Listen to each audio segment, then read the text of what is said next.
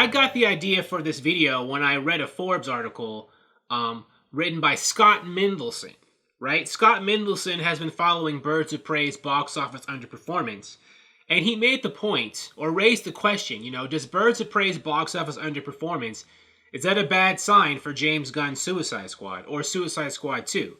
Because Birds of Prey is basically a Suicide Squad spinoff from, David Ayer's 2016 Suicide Squad movie. It's not doing so well. So does that mean that audiences are not interested in the Suicide Squad brand anymore if they didn't show up to see, a spinoff of that franchise starring, that movie's biggest breakout character, right? Margot Robbie as Harley Quinn was a huge breakout star of Suicide Squad.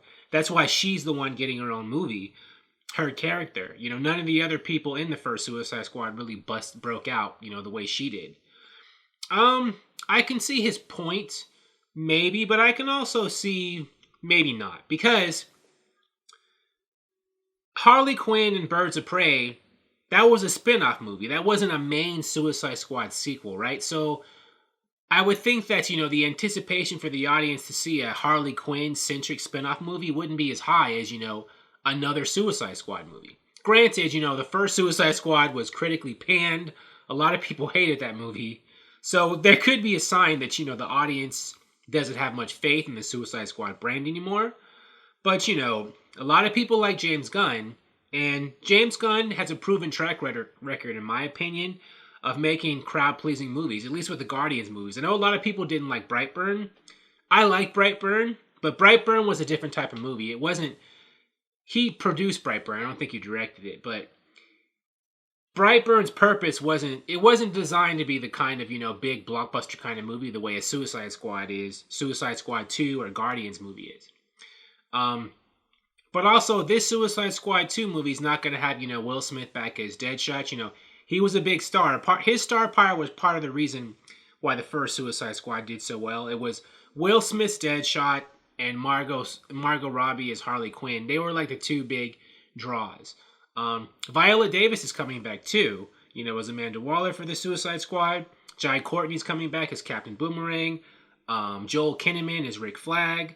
So there are a lot of people from the first Suicide Squad coming over. So it won't just be, Margot Robbie as an island by herself.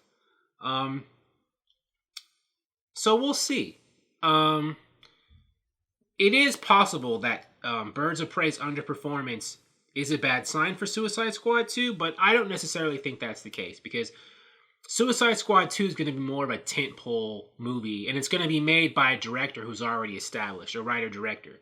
I know James Gunn got in trouble because of, some of his tweets in the past why he was fired from Disney, but even still, he has a lot of fans, and I do think he's an asset to this movie rather than a detriment. We'll see. I mean, the movie hasn't come out yet. Maybe there will be people who are going to be like, man, I don't like James Gunn.